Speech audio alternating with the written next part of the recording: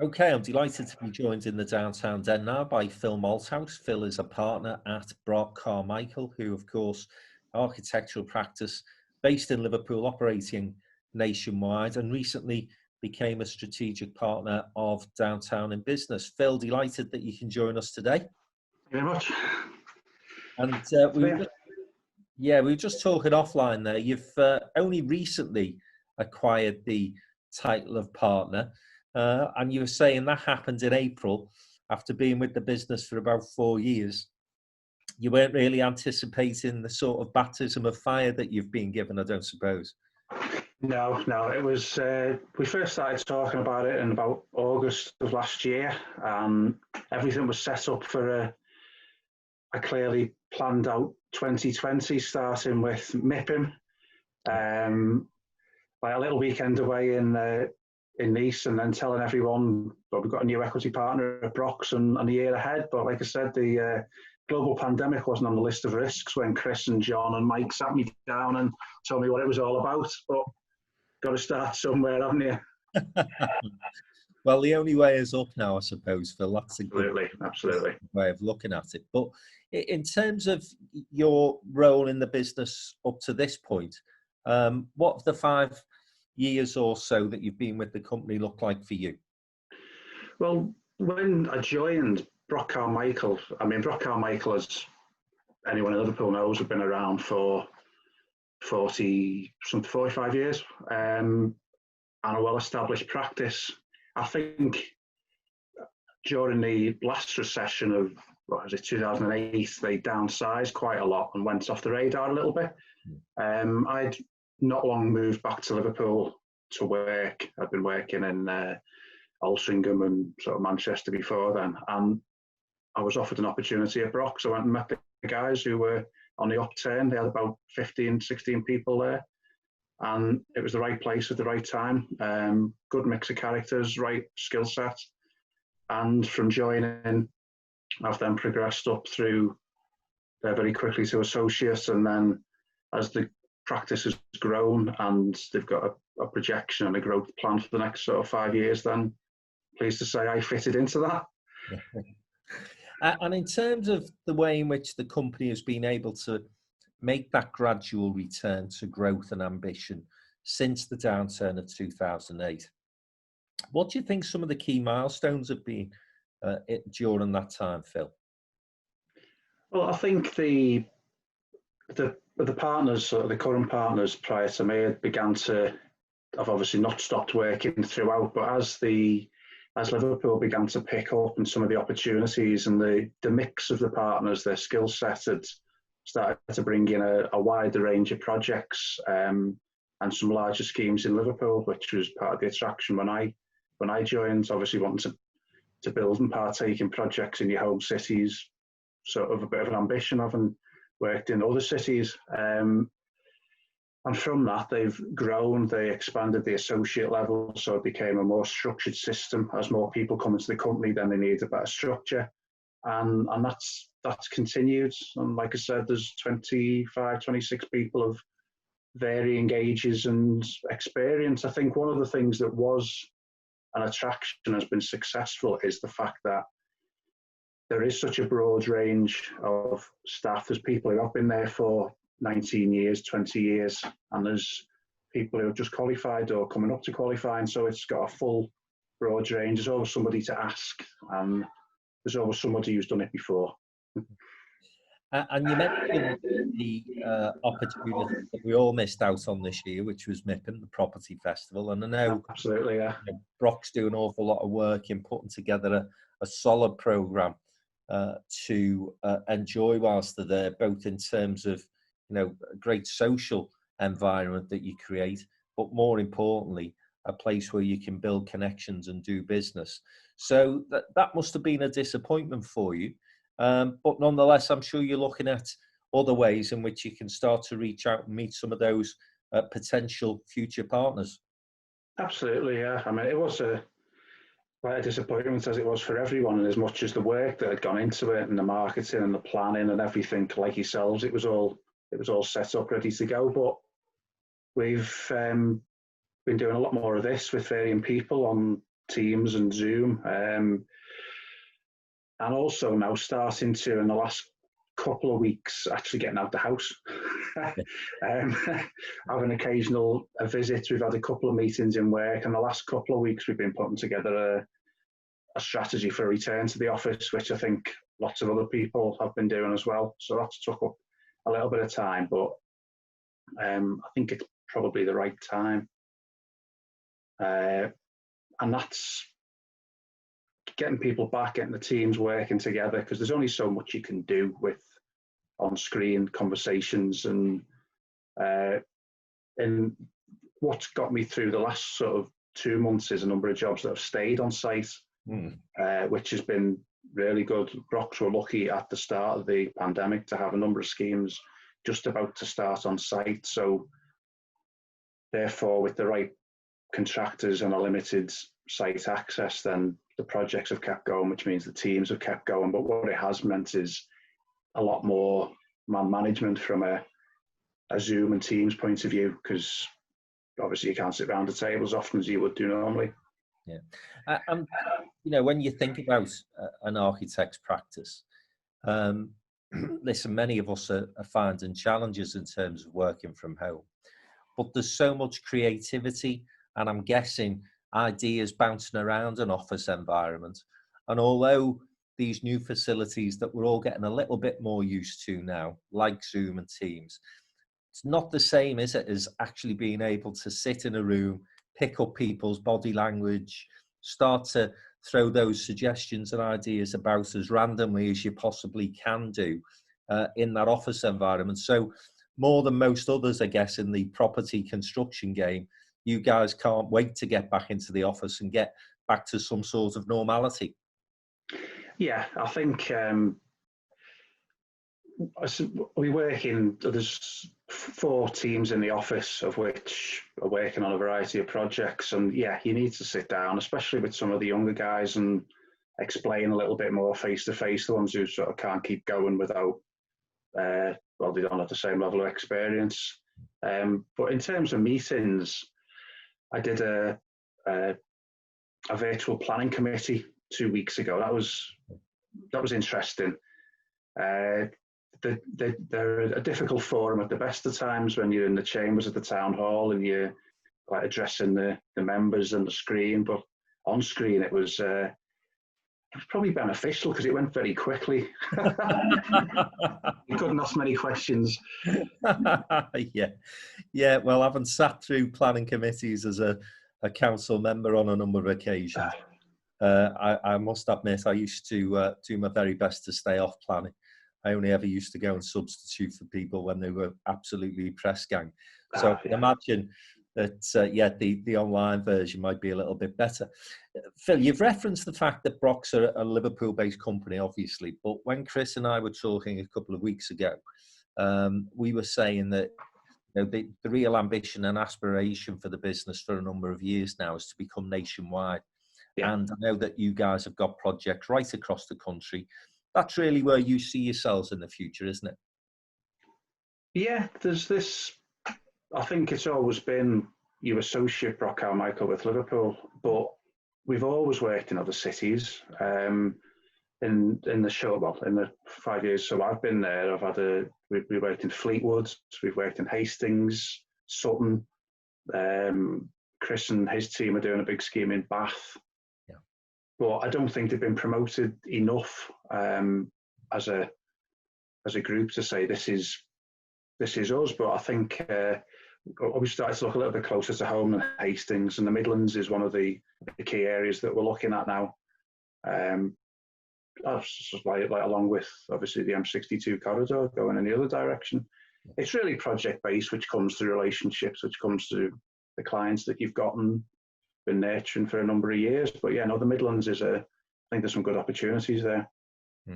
Certainly, I think all things being equal, what we've noticed over the last 5 years is that Birmingham's certainly been up there in terms of growth and certainly ambition as a city. So it's going to be great to work alongside you guys in introducing you to the Brummies and to our network there. So in terms of your own personal role going forward, Phil? Will that change dramatically, do you think? I'll still continue with the projects that I've had so far, but obviously there's more of a management role in terms of day-to-day operations of the business going forward, promotion, this sort of thing is all more vital and take up more time. The schemes I've been working on, we've had quite a number of leisure schemes as well, hotel schemes, which understandably in this climate were looking uncertain. So there's been quite a lot of work to ensure that they're live and keep going. And I think, to be fair, they have the brands and the contractors are all still behind it. I'm looking at a hotel with a core who are very much favouring Liverpool because they're looking 2 years ahead. So I suppose my role is to make sure it's all cushioned and ready to go, the groundwork done, and then ensuring that the team below me continue to carry on that good work. And in terms of the profession itself, Brox won't be on your own in this respect, but I'm sure you want to be innovative and ahead of the game. The last 11 weeks led us to initiatives that perhaps have been accelerated in terms of the process, because carbon has been a big agenda. Yeah. We've seen over the last 11 weeks, as I say, huge improvements in terms of the general environment. But then all of a sudden, of course, politicians, decision makers start to look for ways in which they can continue that progress. And of course, buildings and the way in which developments take place can play a huge part in that particular list of priorities for those decision makers and politicians. So are those sort of various things that you've been exploring and looking at, Phil? I think you find more and more they're coming up in conversation at an earlier stage in projects in regards to infrastructure is very important, but also, like you've mentioned there, the green agenda, access, social impacts are all high on people's agenda at the beginning of schemes now as well, which is obviously led by the current climate and politics. But it's those little things that early on can get you the extra mile in terms of if you've got the right consultants around you and working with the right consultants, it gives you an up on just a building, because it's more than a building now. It's a building within a network, a structure, an environment. It's all things you've got to consider from a very early stage. Vehicle access, I mean, in the city centre, as the boundaries are changing, so are parking, and they have their own challenges. And the city's got a bit of a mixed agenda in terms of they want green. Obviously, the world of bikes has come into the headlines quite a lot recently, which I imagine will be a requirement under the new applications.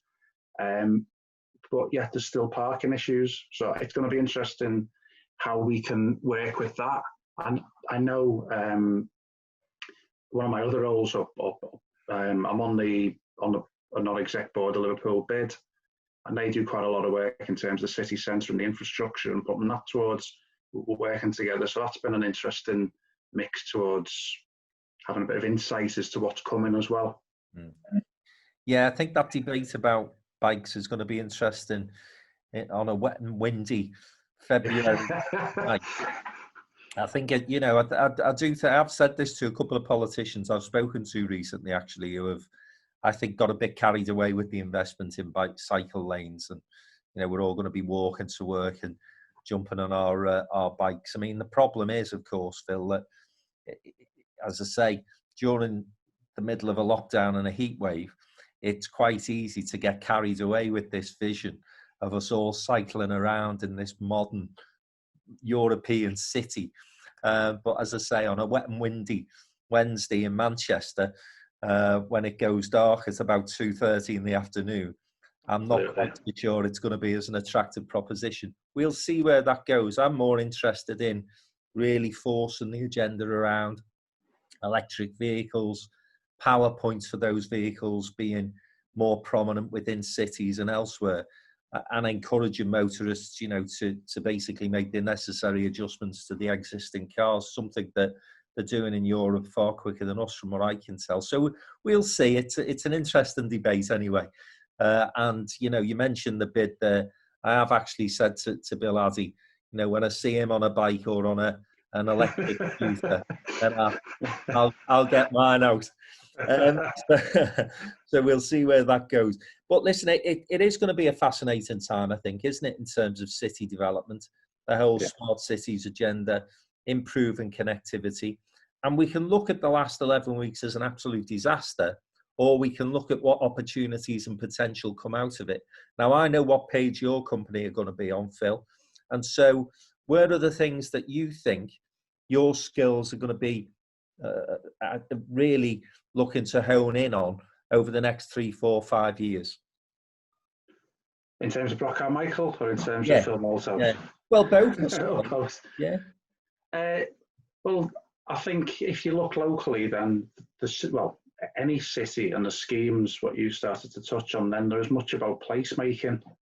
And we don't know how long the current restrictions to how spaces operate is going to work. So a number of these things, there's been a variety of bids that I've looked at in the last couple of weeks, all of which have a paragraph on COVID and how that's going to be dealt with, not only in the communication of the scheme through conception, but to the delivery of it and how that's going to work. So that's something we need to really have a good think about, because there's only so much. Well, outside space doesn't always make money, does it? That's the it's a problem. I mean, like the likes of, I know I've seen been in conversations regarding likes of Castle Street and bars spilling outside, but touching on your fair weather, it's the same thing. It's come at the right time in many respects, that the summer is here, so therefore people will be happier outside. But in terms of our projects, there's some challenges in terms of, without going into the world of funding, the actual use. We've got a scheme that I've been looking at for some time, which is students, and that's another sector that's a little bit in the dark at the moment as to how they're going to adapt. And the operator who I'm speaking to, less confidence about next year, but the following year is better than they've expected in terms already of foreign students wanting to come back. So they're very much looking towards 2022, 23, which sounds a long time, but in schemes that are circa 30, 40 million pounds, it isn't that long, really. These things do tend to work themselves through over time, don't they? It's a case of trying to get through the short term as best we can, and then having more medium and long term plans that perhaps accelerate those changes that were already inevitably on the way anyway. As I said earlier, you know, the climate change agenda isn't new. It's just that I think it's become far higher in terms of people's mindsets, simply because of what's happened to our environment over that closed down period. So final point from me, Phil, I know that you've started to go back into work, albeit slowly but surely as a company. But of course, like me, I went into our office last week. It's quite eerie at the moment, isn't it, going into city centres, because they're all sort of ghost towns, and we're used to the hustle and bustle of a Liverpool, a Birmingham, a Leeds, a Manchester.